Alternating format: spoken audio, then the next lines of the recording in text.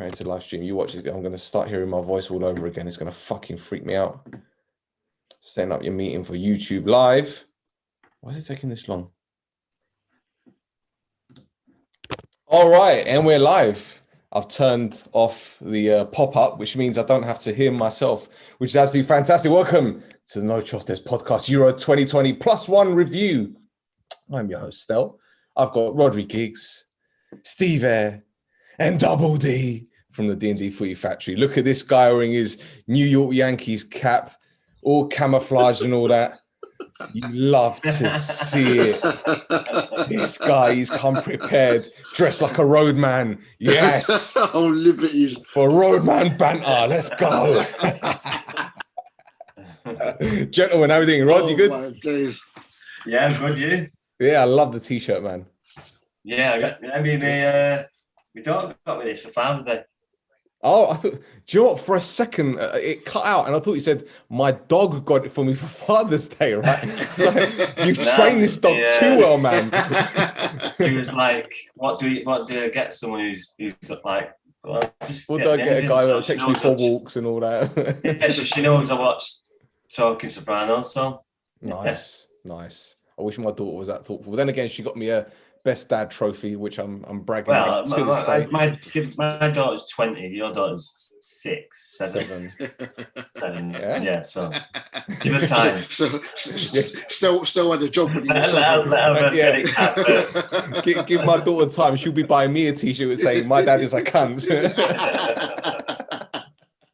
Jesus. Steve, how you doing, mate? Good, mate. Yeah, I can tell you where you can get them t-shirts as well.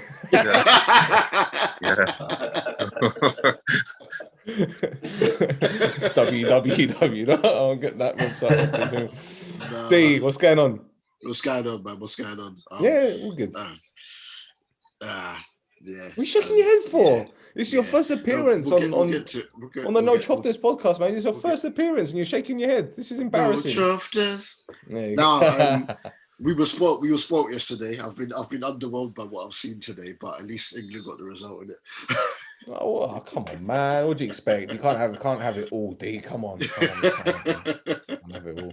Well, look, I'll tell you what, there's one place we should really start, and that's England, who beat Germany 2-0. But do you know what? Before we discuss this match, there's something I really want to get into. And D, you're going to be ready for this because I warned you about this, right? On Twitter today, when it's probably the worst place to ever look for people's opinions and for statistics and all that kind of stuff, because everyone's got a hot take. I was seeing people criticizing Gareth Southgate's system. Why are you playing 3 at the back? Why are you playing wing backs? Why are you playing Trippier as a wing back? Why are you playing Luke Shaw? And I'm sitting there thinking, here you have Gareth Southgate, who, fair enough, he's been criticized and people are well within their rights to criticize him, but you got England to a World Cup semi-final. And I'm looking at this, I'm thinking, well, Germany obliterated Portugal, who were one of the favourites. Most of Germany's goals came from Portugal's right-hand side, Germany's left.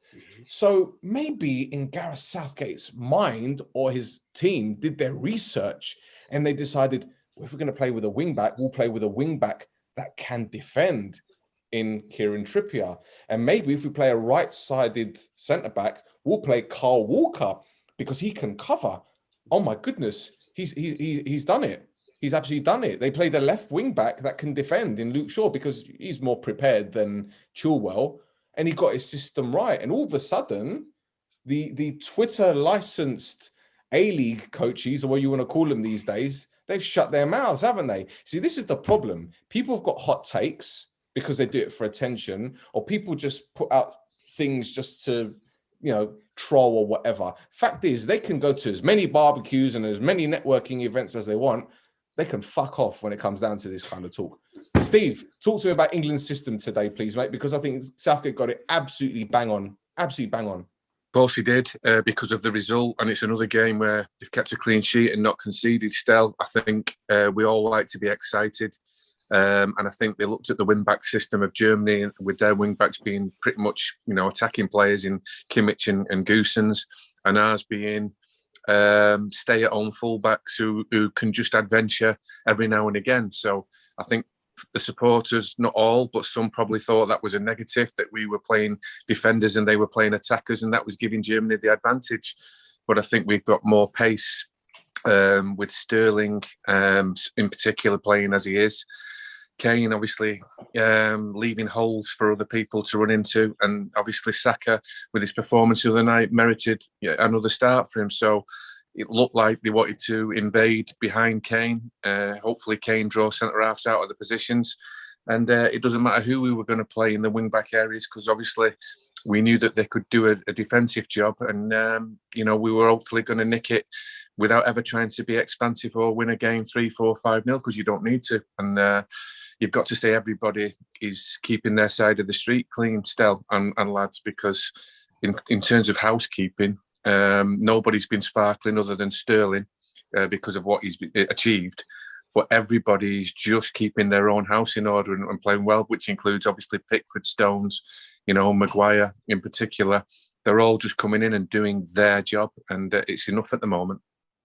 I agree, Matt. And I'm going to put this question to all of you, because Raheem Sterling had a little bit of a bumpy end of the season with Man City. And he's been called up to the England squad. And a lot of people had their own opinions, which is fair enough, whether he should or should not be playing. But he's come in, scored 3 goals in the competition. What do you guys think has brought this renaissance on? Because it's obviously a purple patch. But what a perfect time to have this purple patch during a competition. Wait to the lads. I think you've got to look at Gareth Southgate. You go back to I remember Terry Venables, that the story was that he let Alan Shearer know 2 or 3 months before the Euros that he was going to be his number 9. He was going to be playing for him. Maybe Gareth Southgate's had that chat with Sterling, give that extra confidence, give him that extra boost that he needed. And he's never let England down. So, never mind how he's played for City. He's his man for England. He's never let me down. So you're going to play and you're going to start. And maybe he's had that conversation and you're seeing the results from it.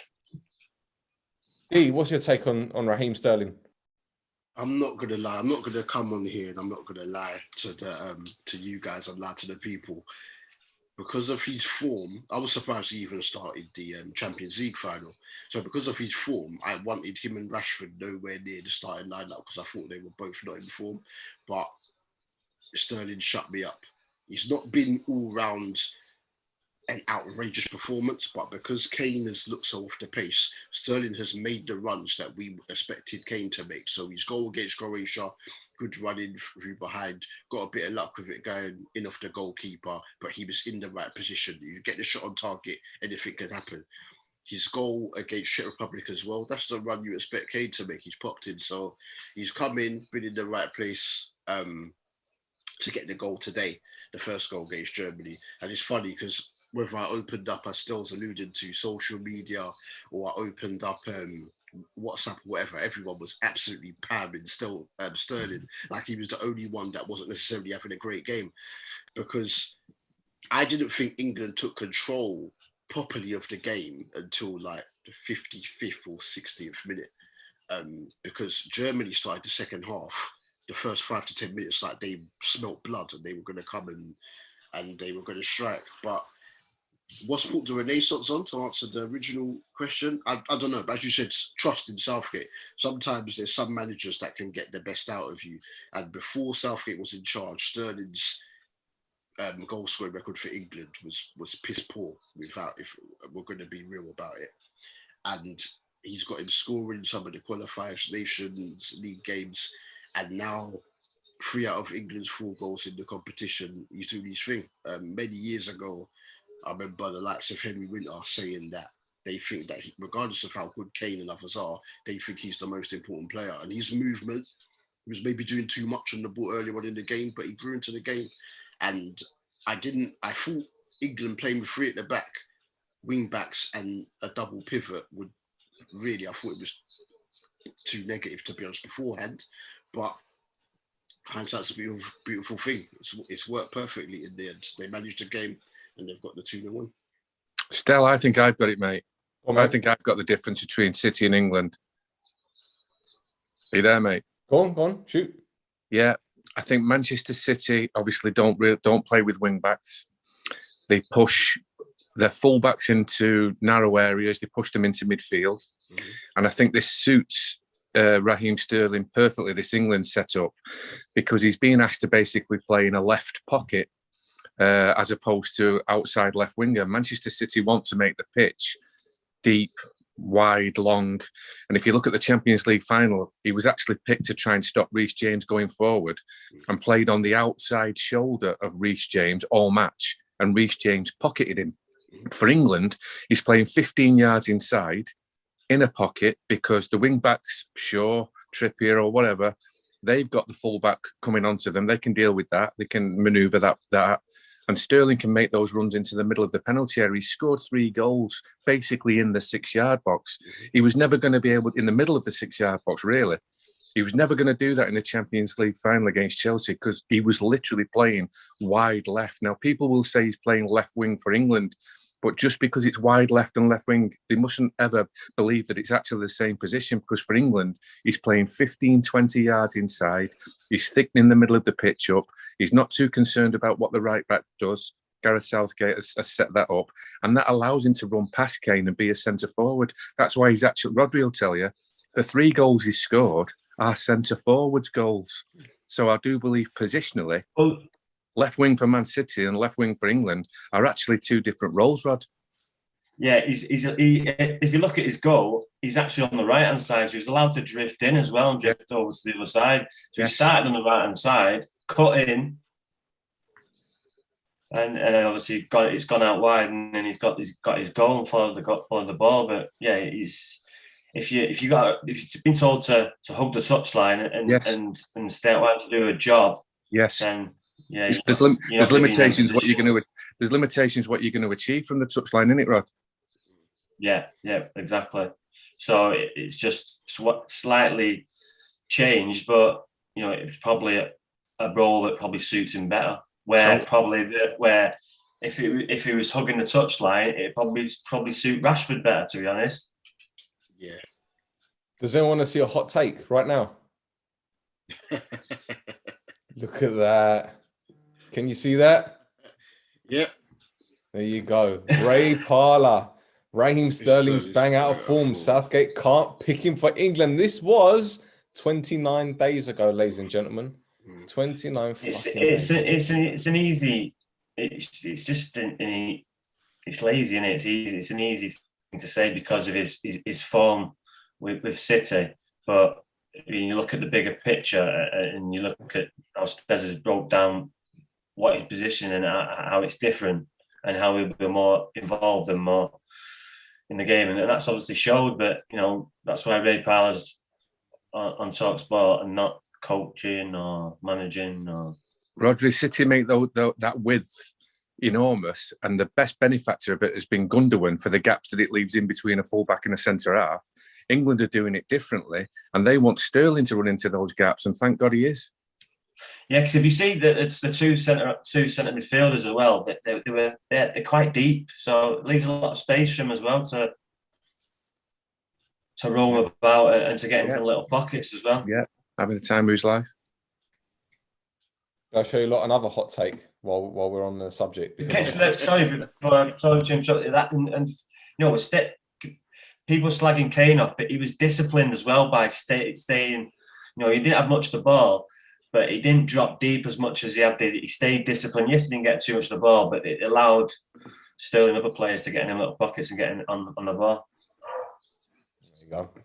All right, well, let's quickly talk about a few other players. I think Luke Shaw's outstanding. I know Harry Maguire got the man of the match award, but I think Shaw was absolutely brilliant. Him and Joshua Kimmich, now that was some battle, wasn't it, D? Yeah, definitely. I thought Shaw grew into the game. I was a bit underwhelmed by him in the first half, but the second half, he played the role perfectly and great weight on the pass for the Sterling goal. Because funnily enough, if I was to give my own team before the game and you told me you were going to play a 5, I would have preferred it to be Chilwell. But Shaw did the job perfectly because everyone in England grew to the game realistically, because earlier on, especially in the first half, it looked as though Germany could just play one pass and get in. And Werner had 1 or 2 ones when he was on the shoulder, but they just dealt with everything so well in the end. But we have to say as well, though, that I think this year might be the year, because when Muller is missing chances like that, when Sterling gave the ball away, I think it's a sign, because Thomas Muller. Stop it. Muller never misses. Behave yourself. Muller, I'm just gonna say, Muller never misses those. I was confused. Still, like 15 minutes after the game, I was like, "Wow, what's a miss?" There was a big gap there, and for him to miss the target, I was shocked. Especially him to miss the target. Yeah, of all people, you would think, like, if Werner did it, we've come accustomed to that. Watching Pickford did his best to leave a big gap for him, but yeah, he missed it. Pickford plays better for England than he does for bloody Everton. His arms grow 2 more inches, don't they? Possibly for England, he doesn't have as much to do as he does for Everton. Makes himself big, bit better at commanding his box and whatnot. That, I'll tell you what, though, you could see it was straight in line with him. That save from that Havertz volley, so many times you've seen keepers get a hand on that and it's still flying to the roof of the goal. So he did well, strong arm for once, because he does some random things. He does some random things in goals. Absolutely. And Steve, Harry Kane's goal, that was a striker's finish, and great improvisation as well, man. Well, it was brilliant. First of all, I would just like to mention in back play, to do it on the big stage, the ball only rolled over 5 yards and 10 yards, but Sterling, Kane, Grealish, and then obviously the best pass from Shaw. So many things had to go right under pressure against a world-class team for Sterling's goal, and then the same when it went to Grealish. There was just 10-yard passes in and around the box that were all perfect weight, like I said before, and obviously the final ball in from Grealish was a dream. Brilliant for Kane that he obviously was onside, because I think we were worried at first, but then when he wheeled off to the corner flag, he knew he was onside, and when it slowed down later, the run was perfect, the cross was perfect, and obviously the jubilation was everything to match. So delighted for him, because it must have been playing on his mind. Even his effort in the first half, people are over-analysing it now. Should he have gone first time with his left? One of the commentators, he should have took it early with his right foot, but there was too much pace on the ball for him to take that one early in the first half. Everything was being analysed. So that should just take some pressure off now, take the odd knife out of his back, and we should love him again, hopefully, through to Saturday and beyond. And Rod, what happens to the Germans? What happens to them? Because every time they have a shocking tournament, they regroup, they go back to the basics, they bring in their youngsters. Hansi Flicker's coming in for the smelly finger guy. So are we going to see Germany in next year, really? Because they've only got a year till. Well, I think they're still in that transitional period. They've got a Game over here. Sorry, Rod. Game over here. Ukraine scored. Oh boy, who's got it? Last minute. Wow. Last minute. Who scored it though? Who scored for Ukraine? Which player? I've literally just looked over my shoulder. I'm still on 30 minutes, so there's nearly 1-1 still here. Oh boy. So where was that? Yeah, sorry, lad. I can't know where I was. The Germans will be back. Yeah, I think they're still in transitional period. As it is, they've got a very, very good under 21 and under 23 side. So I think you'll see some of them come up. You might see you might not see Thomas Muller next year for the World Cup. You just don't know. But they're unlucky. They've come against a good England side. No, let's have it right. England are no mugs. They're a very good side, very strong squad. A wealth of talent on the bench to come on, which we see with Grealish and with his quality of cross. So, and his involvement in the second person and the second goal. So, yeah, I wouldn't be too. Like I say, it's a very good England side, and Germany. If Thomas Muller puts that away, things could have been very, very different. So they put up a good fight, but England just about far too superior on the day. All right, so that's it. England are through to the next round. Looks like they're playing Ukraine, who've, as you guys just said, have scored a literally last-minute winner against Sweden. Welcome to Theo and Sam in the chat at the moment. Theo says Ukraine through with 2 minutes left, but yeah, it looks like it. So England, Ukraine next round. Let's go to another game involving a British nation, Rod and Wales. Wow. The Boyos dismantled by Denmark. Although, to be fair, the opening 10, 15 minutes, Wales were on top. And had it not been for a tactical change by Denmark, putting an extra man in the middle of the park, the story could have been different. But listen, it's been a great tournament for Wales. History made again. All right, not as successful as 2016, but another nation effectively in transition without a head coach, really. Yeah, and I think you've seen what Stes touched. You might have seen what Stes touched upon with lack of big game experience, and when Denmark changed it, with the old manager coach with experience, changed it as well when it started getting on top. So it's a different one. It's a difficult one, but they've done. We're just happy to get to the finals and to get through to the group stages with an added bonus. The semi-finals was great 2016, but they really think we was going to get to the semi-finals again. Yes, we had a chance, but Denmark, have had a rocky Euros. Let's have it right with the first game, and they've come back strong, and they come away deserving winners in the end. And no slagging off the players. They give the best they could, and we just hope that they learn from it and grow from it and qualify for the World Cup next year.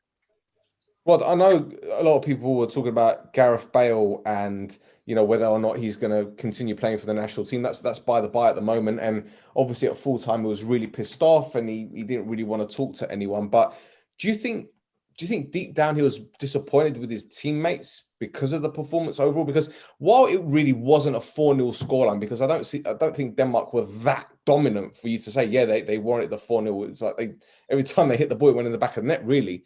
Do you think Bale was more pissed off with his teammates because of the performance rather than the result? No, you've got to look at a lot of things. We've touched on it before, Stel.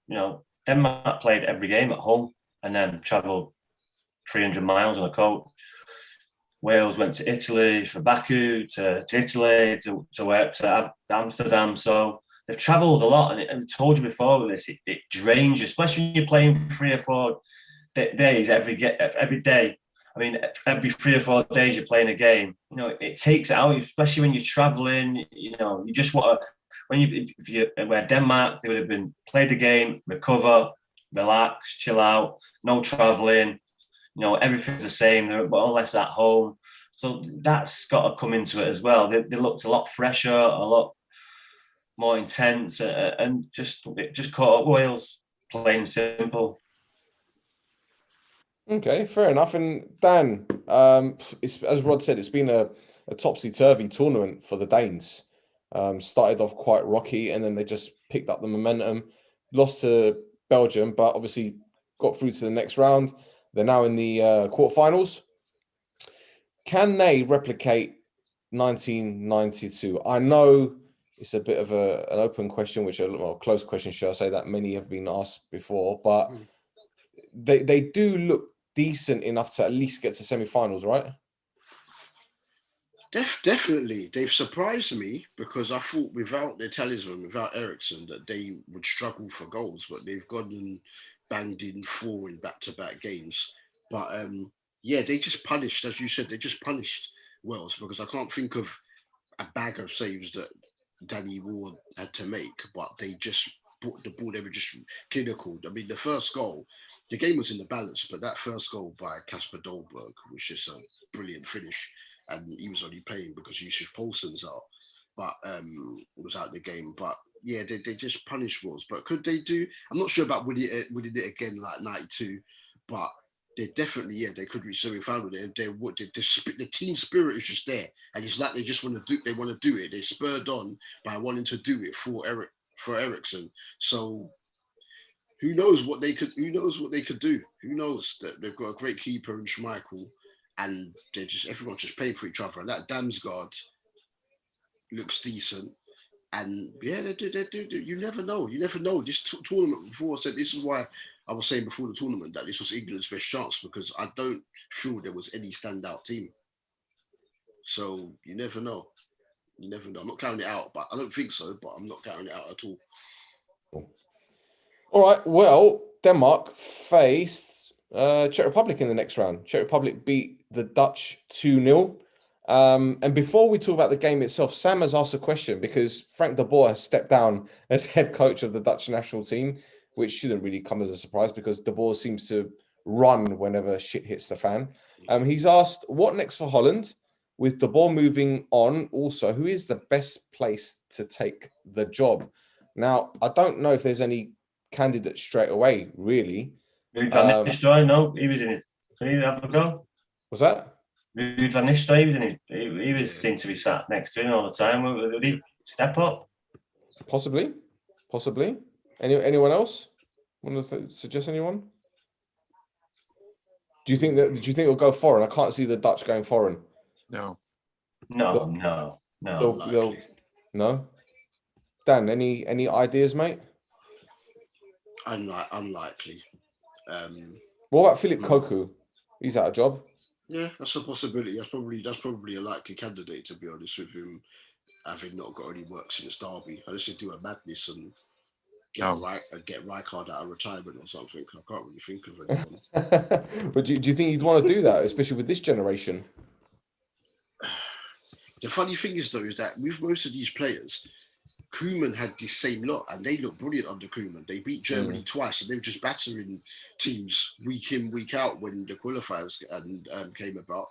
So, I don't know, maybe to an extent, the Boer's inept, but obviously no Van Dijk there is huge, and De Ligt was getting himself sent off. They didn't do themselves any favours here. Van Dijk's a massive loss for him by the sounds of it and what I'm hearing.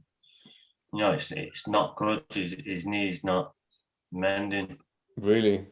Wow. Okay. So if you don't see him start the season, I don't think. Oh dear. I don't think he'll be the same player. Sam suggested Bergkamp, but I've got another name. Giovanni van Bronckhorst. He was final manager 2 occasions. I think where was he coaching now? Is he in China? Did he go to the MLS or China or something like that? Let's have a look. Giovanni van Bronckhorst. Where is he? Is it Guangzhou? Yeah, he was. I thought. Oh, he's left. Coach, yeah, he's left. Yeah. Okay. He's been at these games. He's been at these games. He's been in uniform, not tracksuit. He's been looking like a delegate. He's been seen at the games. He's part of something. Oh, okay.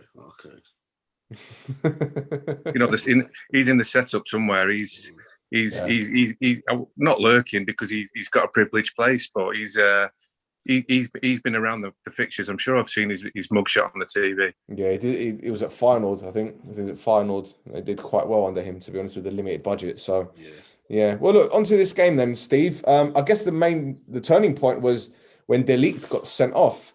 And the thing is, when you look at a defender that has come through Ajax's academy, has moved to Juventus, right? A league where they're technically gifted defensively. And the one thing we say about defending, and you don't let the ball bounce. He let the ball bounce 3 times before deciding to push it away.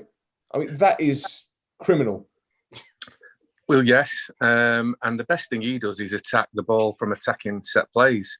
But he always gives you the feeling that he's going to give the opposition a chance, and that's been proven again. He's like a posh centre-half. He's not a centre-half that actually completely sorts centre forwards out. He has passion and heart, but he's not really intimidating. He doesn't really fill his kit, and he gives himself, handicaps and hurdles because it's fragile. It's almost. I tell you what it is, Stel. It's like what we thought of John Stones a year ago. I always get that feeling with him that, he's a good player, and he's worth his place, but he's right on the edge of a mistake. He's right on the edge of looking soft. He's really fragile. Now, it looks like Stones has come through that, hopefully, and he never revisits again. But I believe this De Ligt is really hampered by this. And I don't know what you think, lads, but, the slip is an error. You can definitely class that as human error. And obviously what he did next was spur of the moment, impulsive. But I can't imagine ever, especially these days with VAR, hoping to get away with a grab like that. I think I'd just take my chance. The guy's still got to score, run in and score from the left-hand side of the penalty area, past your goalkeeper. In hindsight, you may as well let him do that rather than have the double jeopardy of going down with to 10 men. So I understand the slip, and you'd never get any real criticism from me for that. But the grab with the hand to stop the attack was basically cheating. So I didn't like it. What was that though, Steve? Was it down to a lack of concentration? Was it a player that was just so caught up in the moment, the pressure? Yeah. What do you think it was down to though? All of it, which will stop him being. He's already moved for a fortune, but it'll stop him being an elite centre half. He's not that. He's he's an international centre half. That's it. The end. At the moment, John Stones is an improving international centre half. He's getting better every single cap, but he's not an elite centre half like the ones like the Italy guys. Obviously, even Maguire is a step up now because of he's doing it in tournaments, and they couldn't wait to get him back into this. But this De Ligt, he's just holding himself back by just showing this fragile nature and these errors. Like I say, that others have suffered with in the past, and some get through and some don't. Looks like Stones has. Looks like this fella won't to me. That's a good point you make about. Sorry, Stel, Steve, that you're making about Stones and that the growth and maturity. Because in this second half, was it Guzan's got him on the edge of the box and he cut in, and the Stones was able to kind of lead him towards the byline, whereas before Stones might dive in or whatever. So he's learning, he's getting better, he's just improving. And it's a good spot for you, but interesting as well. It looked fairly straightforward what you've just mentioned there, but did you see how Kyle Walker celebrated that? Yeah, exactly, because they probably didn't believe in him, and that's his teammate. Celebrated it as though it was a goal because it was such a big moment, and as you quite rightly say, it was so well played. Yeah, he's improving, man. But yeah. But Sam in the chat says it feels like De Ligt has been bringing some of his big move anxiety from Serie A. Agree with Steve's John Stones comparison. And Theo says it was stupid from De Ligt. He panicked and cost the Netherlands. And I agree.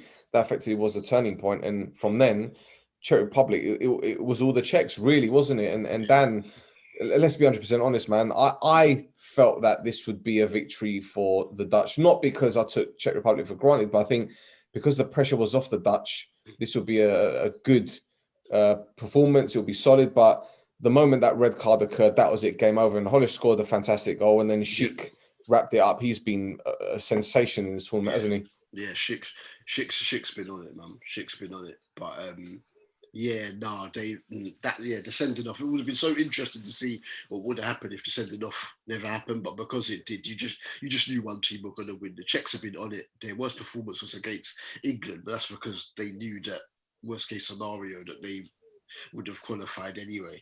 But no, they look decent. These teams are organised. So it could be. It could be one of these countries that end up winning it just for the heart and the organisation that they're showing is such an open tournament. But yeah, Holland. Shades of Euro 96, yeah? Holland, you knew they had goals in them, but there was just something you just felt there. Yeah. You just felt that they were going to come. You just felt that they were going to come undone. But we'll never know what would happen if that sending off didn't happen. But now the Czechs are a good team. Souček in there, you got Kufal, right back bombing on. They got some good players. They got some decent one or two youngsters as well. They pick up Crowd, the midfielder, Holsek, the forward guy that they can pick up. So they got some decent players, so they can mix it up. So it's going to be interesting. And that's what the word interesting, which you bring me a beautiful segue here. Italy against Belgium in the next round. Oh. Italy beat Austria 2-1. Belgium beat the Portuguese 1-0. Rod, blimey, where do we go with this one with Belgium? Because it wasn't one of those games where it was end-to-end stuff. It's almost as if, I don't know, Portugal were kind of playing for penalties. I know people are going to disagree with me on that, but that's how it seemed for me anyway. I don't think Portugal had much going forward. In the midfield, okay, Renato Sanchez had a good game, but it's almost as if, they knew their level and they knew that Belgium could hurt them, and it was just a matter of time. And I think Lukaku had a good game against Diaz as well. Well, you can't be too gun ho when you've got Hazard, Lukaku, and they're kind of cute as well. The way they kind of hang about in space, ready for the breakaway. So yeah, it's the world's best team. So it's a difficult game. They're never favourites in the first place, and it was a tough game. You're playing Belgium, arguably the best player went off, and they still come out on top. So, yeah, it's whoever wins this one is probably going to the final. I'm going to play England. Really? I thought I'd gone for it. Well, you'd be a fool to bet. You'd be a fool to bet against it, wouldn't you? If it's not Belgium or Italy in the final, if England don't make the final with their pathway that they've got now, they're playing Ukraine, who have just played 120 minutes. You've got to travel from Scotland to Rome, which is a 4-hour flight. Yes, but no England fans are allowed in Italy. That's Stel. They played a full 12 months without fans. That shouldn't bother them now. They should be in a zone now. All like Stel said before, they all seem to know their job. Do your job, and this is we go back to Wembley, and then it's in our favour. So if they get beat off Ukraine, then they'll never, ever forget it. It'll be the biggest letdown of an England side ever.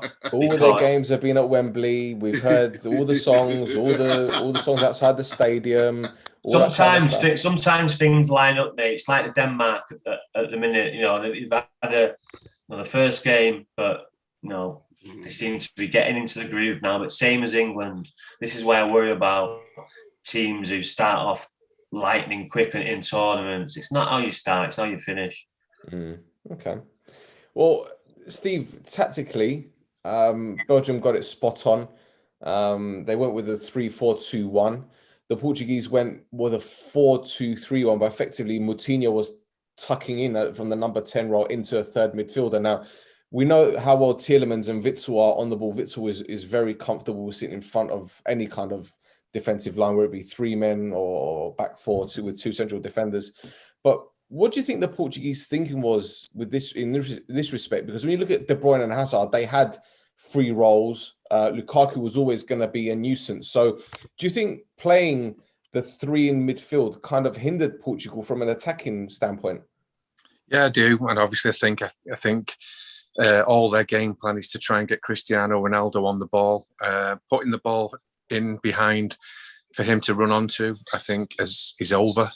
We know he's this superhuman athlete, but I don't think he wants to run before the ball gets there. I think that's probably cost Bruno Fernandes his place because he likes to chip the ball behind defences, and Ronaldo wants everything to feet these days.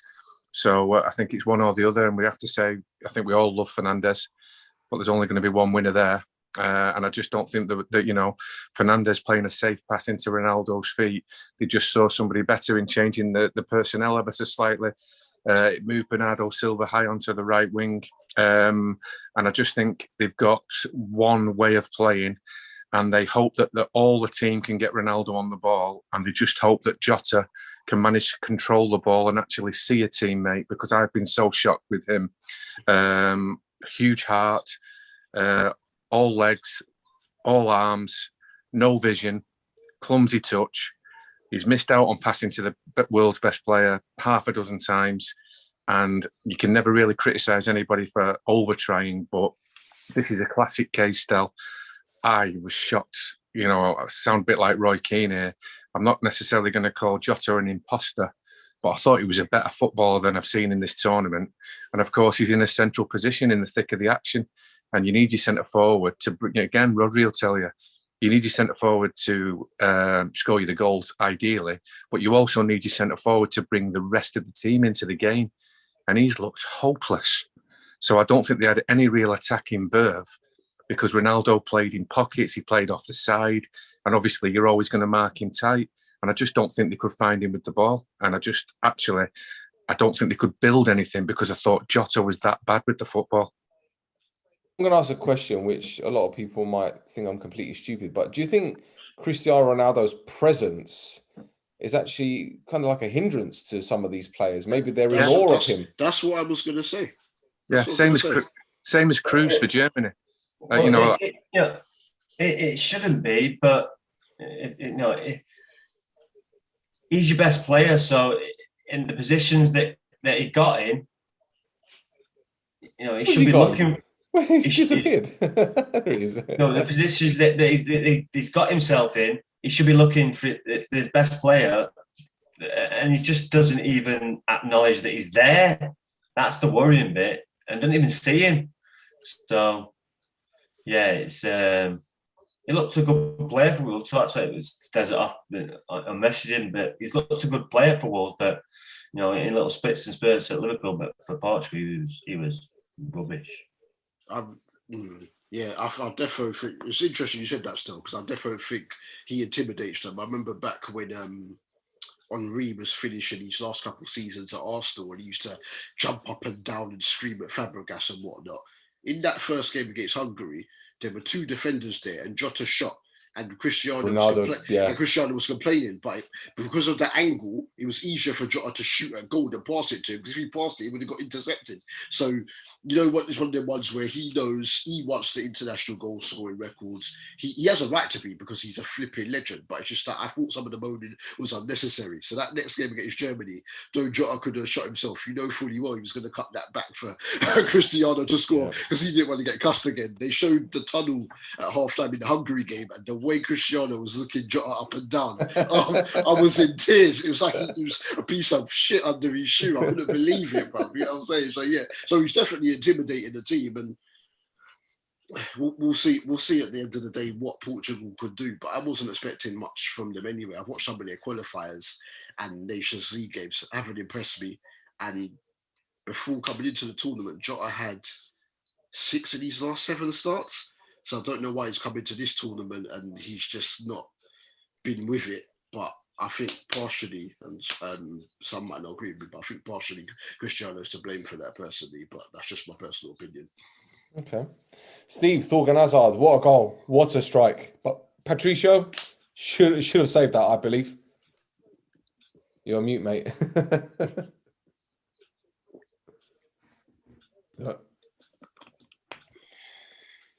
Oh, you there, mate? Go. That's it.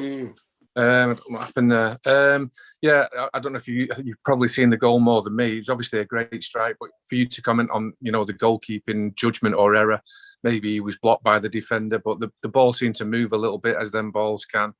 And it was a great strike. Coming into the tournament quite nicely. Hazard's brother, obviously, he plays at a good level, but it'll always be the brother that gets talked about first. But are you suggesting you think he should have saved it, or just done better with it, or been better positioned? What are you saying? I think it was a great height for a goalkeeper. And Right. While it did move a bit, I don't think it moved enough to catch him wrong-footed. I think his positioning was all wrong. Wasn't on his toes. It was too slow getting across. I don't know. What do you reckon, Rod? Do you think... It was like Ronaldo's against Barthez at Old Trafford. It went in halfway up the net and about that far from the middle of the goal. So, yeah, the keeper should have saved it. Do you not think Ruben Diaz should have done better on the goal? You can't do anything wrong for me. You're asking the wrong one. In what sense, though? No, you'd want your shooter, have a shoot. You expect your keeper to, unless it's a Wildy. It wasn't Wildy. That's something right. It was middle of the net. Because people are saying that the way his body was angled and the fact he put his hands behind his back, but the way the shot went, if that hit his hand, it would have been handball, even though it wouldn't have been intentional. So I don't know. We look at the Swedish goal. It's deflected off him and it's got in his knee, and you can't be. You're damned if you do, you're damned if you don't. Yeah, exactly. Okay, fair enough. Fair enough. All right. So Italy, Dan, good 2-1 victory over Austria. It was hard fought, but Chiesa, the man who I've been relying on quite a lot in this tournament, turned up, scored a fantastic goal. Have you got And him in then your team, have you? Yeah. no, I don't have him in my team. I Oh, don't. okay. But I had high hopes for him. I thought high hopes for him. But hey, he scored the opener and they scored a second. They're through to the next round. All right, Donnarumma had a good save to make. Arnautovic had a goal disallowed. I don't think this was much of a surprise to anyone, Italy going through. But forget the game itself. What do you think is going to happen in that bout between the two sides, Italy and Belgium, two of the favourites? Well, before the tournament started, Italy were my tip. Looking at their route, etc., if they were able to win their group, the fact they played their games at the Stadio Olimpico in the group stages, they were my tip. I probably fancy them, you know. A lot depends on De Bruyne in Belgium sense, but I just think Italy, they've not lost under Mancini, have they? Like 32 or 33 games or something like that. That was the first goal I think they've let in about 12 matches. They've got the great centre halves there, though obviously Chiellini's out now, so the Serbi's in, and the Serbi's a very good centre half. Anyway. Yeah, Rod had Chiellini as his dream team, by the way. And you've got Spinazzola bombing them from the left, though he's right-footed. And I just like the way they played. They were not great against Austria, but I think credit has to be given to Austria because I thought Austria were really disciplined. And I thought when that Arnautovic goal went in, before obviously it was ruled offside, I thought they stuck to their game plan really well. They were disciplined, and I thought they were quite professional. But just in the end, Italy just had the men to bring off the bench. Pessina got his second goal of the tournament. But as you said, it took a brilliant strike, great control finish from Chiesa. To be able to give them the lead, but I just fancy it. I just fancy Italy for some reason. I just think that they've got enough there. If Immobile's not doing his job up top, they can bring Belotti on. Chiesa doesn't even start, and I'm a huge fan of Chiesa since I first saw him a few years ago. They've just got options. Locatelli was on the bench. Yeah, exactly. And Locatelli banged in two in the group stages, and he's a really good player, getting linked to a bag of teams. He's done well for Sassuolo. As we've said, Pessina didn't start, came on, got his second. His second goal. Yeah, the second goal against Austria, and he's second in the tournament. And he wasn't even in the original squad, but they had some people pull out. I just like the look at it. I just like the look at Italy. Brilliant. Now let's talk about yesterday's games because that's a madness. That's a fucking madness. Croatia 3, Spain 5. Spain were 3-1 up. Croatia pulled it back to 3-3. Went extra time. Spain scored twice. Steve, what the fuck was going on, man? Oh no. If you're a head coach, if you're Luis Enrique, the Spanish head coach, how many years do you age? Yeah, and I'm going to give him double lots of credit here for obviously winning the game, second game running, scoring 5, or they had the bonus of the extra time minutes. But you think that when you have all but won the game, and then the opposition come back against you like that, you think that the momentum would have all been with Croatia in the team talk, in the extra time, in the early passages of it. But they seem to recover, and there'll be a learning team, but they seem to recover from the fact that they basically got chinned, and they ended up celebrating half an hour later with plenty to spare. So they got back off the floor to win. Now, obviously, they'll have to learn how come they got put on their ass in the first place, but they got off the floor superbly to win and could have even scored 2-3 more. Without sounding, what's the word, facetious, I think there's a little bit of match fixing involved because that opening goal, I'm sorry. He completely took his eyes off that one. You could tell the ball's coming towards him. He looked away. He's like, "What was he doing, man? I didn't mean it." Some brown paper bags. Yeah, but Dan, let's be honest, man. This isn't the Spain that we remember that won the European Championships and the World Cup. With your Puyols, with your Busquets, all these other players.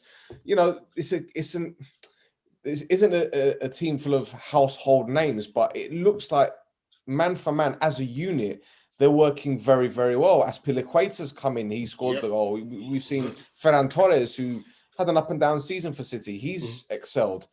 Morata, What's a goal? The goal that he scored. Where did this come from? But again, Spain, much like Italy, Enrique's come in, and I think in the future, I think they're going to be brilliant because they've got some wicked youngsters as well. Pedri was really good again. He could do so much with only a few touches of the ball.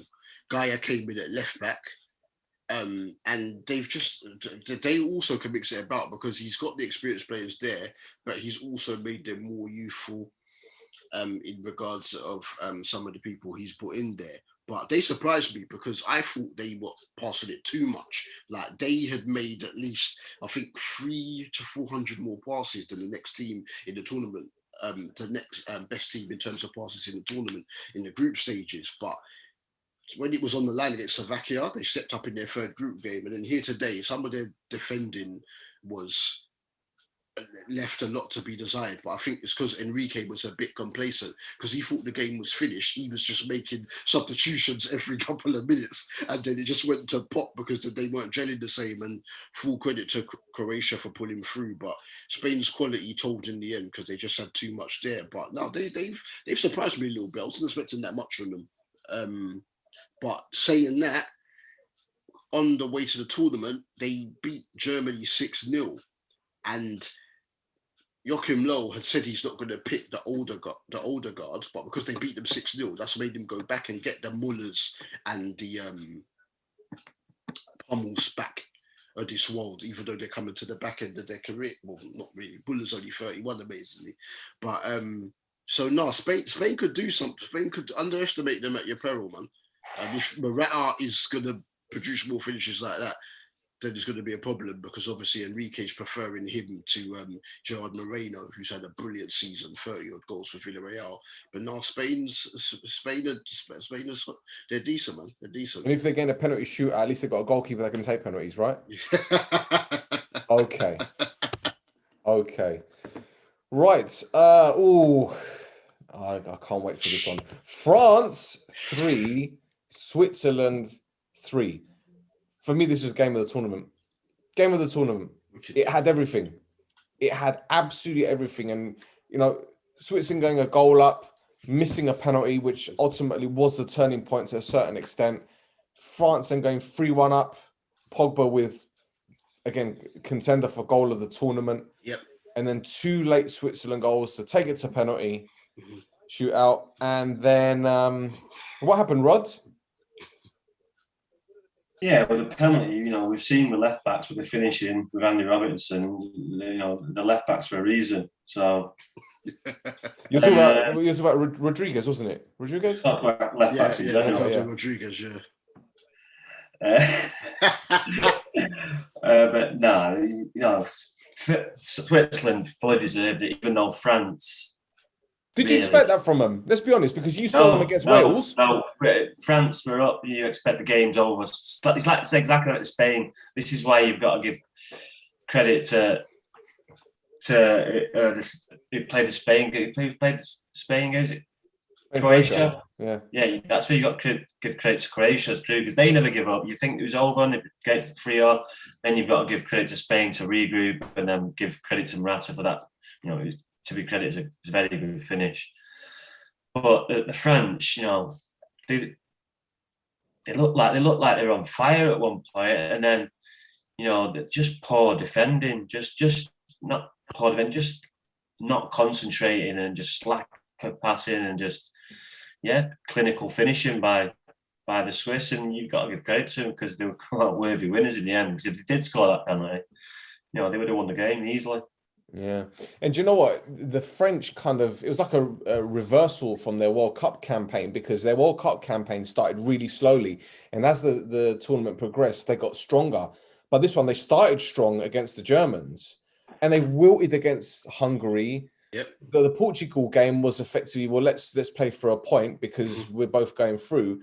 And then this one, it was like, we'll get past Switzerland, no problem. Switzerland were the better team in the first half. Yeah, it just proves that you need your top players to turn up. Pogba had a pretty good game, but it still wasn't enough. You still need your big player to turn up, and that was Mbappe. And he really should have had at least a brace. There was one where he's come on his right foot and he's tried to whip it in the far corner, but there's another one, an easier one, he's come let across his body. You know, if he scored 2 or 3 goals in this tournament, he's whipping that in, no problem. It's just lack of confidence. And then the old, injury. I've missed it. I've got an injury, bit of a limp. So, yeah, it was. I felt sorry for some of the French players because they did play well, but like I say, credit to Switzerland because they never get in, and the quality of finishing, and they come out worthy winners in the end. Yeah, and that's for the penalty shootout. Blimey, every one of Switzerland's penalties, no problem. And then your guy comes up, 175 million quid. You know what? Just when you see it, when you analyse it, and you see all the French players before him, the referee blows the whistle, and they compose themselves for 3 or 4 seconds, and then they take it. It comes to Mbappe, the ref blows the whistle, and before even the whistle stops, he's off. Yes, it wasn't a bad penalty, but it was a savable penalty where the other 4 were unsavable. So. It just wasn't his tournament. He's got to regroup. It's football. 2-3 years ago, he was a World Cup winner. He's on top of the world. And then the next minute, he can't score in a brothel and he's missed the penalty and his team are out. And, the whole world's on his shoulders. But, these things only build your character, make you stronger. And we'll have to wait and see if that's the case with him. In that case, when it comes to the World Cup dream team that we do, what's the highest you're going to bid for him? Well, it's because I had such a good squad. I had 203 million left to spend. So yeah, that's right. Hey, listen, you were very just true. Because I'm good, you're punishing me for being good with my budget. No, I'm not punishing you. I'm mocking you. There's a difference. Me I'm mocking price, basically, because it's not real money. It's like monopoly money. Nibble. Shout out Granit Xhaka because I thought he had a really good game. I thought he controlled the tempo of the game, and I think that's where Switzerland were able to kind of impose themselves on France. I think they won the midfield battle, which no one would have been expecting when Kante's on the pitch. So full credit to Switzerland. If you would have go on. If you would have said like at the start of the tournament that the star players, some of the star players in the tournament are going to be Arsenal players, you'd be like, what? Yeah. Sacco and Jack yesterday was unbelievable. Some of his passing was brilliant. Yeah. Straight with first time passing, always forward, penetrating passes down between the lines. Very, very good passing, and same for Zacco for England. He was very good today in the first half. All right, he dipped in the second half, but that's why you've got a good squad. And Grealish come on. He's obviously tired. The right back out. I mean, the left back out. Give him a torrid time, and Grealish has come on and done the business for him. But any of you really, what was going on with France's formation? Because I know Hernandez had a hard time in their last group game going up. Nelson Semedo was running in ragged at times, but you can't tell me you can go in there with a 3-4-3 with Rabiot out on the left and I think that's going to work. Then they tried to switch it up, but still Switzerland were onto them. So myself, I think Deschamps, as much as he great decisions in the World Cup for it, I think Deschamps lost them this game in terms of. There was no need to change the system. There was no need to change the system. There was no need to play Lenglet because he's shit. I don't care if he plays for Barcelona. The funny thing was before when we were talking about defenders, when Steve was saying about posh defenders, I was going to ask him about Lenglet because even when he was at Sevilla still, I've never rated him. The cowardice defending on Severovic's header. You're bending down. The cross comes in, you're bending down. Yeah. What the hell is that? Yeah. It's a joke. But see, this is the thing. When I saw the goal, I knew it was going to be him to make a fuck up. I knew as soon as the ball came in the box, I'm thinking he's gonna bottle it. Whatever it is, he's gonna bottle it. So, let's be honest, Seferovic didn't even out-muscle him. He just out-jumped him. He just jumped. It wasn't even he used his arm or anything. He just jumped up in the air and headed the ball. Free header. Yeah, that's it. Oh well, I think because he decided that the Swiss are going to go three at the back. I'm going to try and count that. It doesn't make no fucking sense. But hey, anyway, Steve, I'm not ignoring you. Karim Benzema, years out of the wilderness, scores 2 goals. Got to give him some credit in this tournament because I think he's been their best player. In all fairness, well, he is world class. Griezmann, yeah, is he just about world class, or is he world class? Who, Griezmann? Yeah, what is he? He's okay class. Oh, listen, he was a better player at Atletico Madrid. Yeah, definitely. Without a shadow of a doubt. But when you go to Barcelona, the levels of expectancy are up there. Yeah. But when you got Benzema there, you got Mbappe, there should be less pressure to perform. Well, who's world class out of that? Because I believe Benzema is a world class centre forward. Yeah. Probably because he's coming, sneaking towards the end. You start to get that title because you've got a backup story. Is Mbappe world class yet, or is he going to be? Is he world class now? But you see, that's a good question because again, people are going to slate me for this, but has Mbappe done it enough on the highest stage to be classed as world class? I mean, I'm talking like regularly. When you talk about the greats like R9, I'm thinking the same. He would turn up. This guy, Well, let's cover it, Stel. Mbappe is class, Griezmann is class, and Benzema is world class, in my opinion. But the formula seems to be that because of this, the French team just let them get on with it and nobody else runs towards goal. So nobody penetrates from midfield. Now, if you do that, as we've seen with England, you can slip balls into the penalty area, or at worst, the opposition will just go back into the penalty area and retreat. And that's where defenders make mistakes like De Ligt of Holland. But all of a sudden, you've got Kante, we know he breaks the game up. I've coached Rabiot. He came over to Manchester City at under 14. So, to see him on this stage, he's actually quite nice, but he plays like it's charity football with Rod. He plays like there's nothing on it. He plays like there's nothing on it. He turns slowly. He's languid. He's graceful. He's nice. He's a class player, but it's all done at his own speed. And Pogba either shoots and puts it in the top corner from distance, or takes the ball and looks talented and skillful. But nobody actually drives towards the 18-yard box of the opposition for France, because they've got 3 in front of them who are actually good enough to do it on their own. But eventually, you meet your maker. And I believe that's what happened last night because, they all got marked out of the game. They left, they left themselves open to the draw, then get beat on penalties. I think they just leave it to so-called 3 class players and 1 world-class player up front to get on with it. And everybody just plays behind it. It's like they're waiting for a mistake, isn't it? And Switzerland never made any, so it was like, oh. Yeah.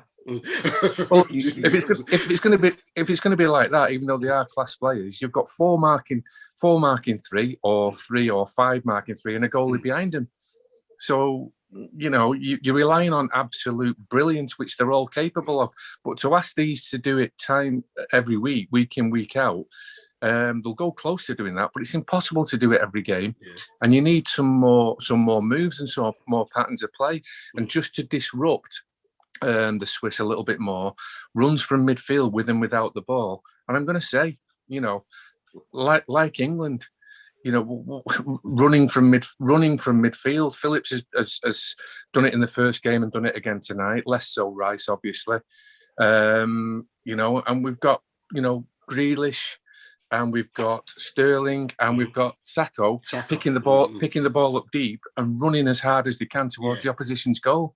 I just think France just let them 3 get on with it because they're class, and I think it's actually arrogant, and I think it's cost them.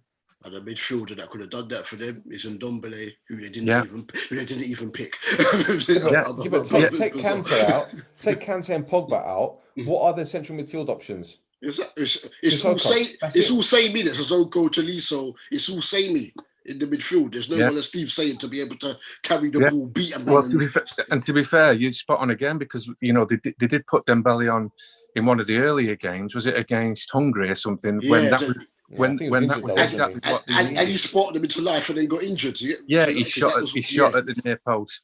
But it was exactly what they needed. But the truth is, it's what they actually need from the start of the game. Every game, those 3 lads, They obviously need service and passes, but they also need a teammate to run and join up with them, if only to make the other opposition's backline fragmented and make them make a decision.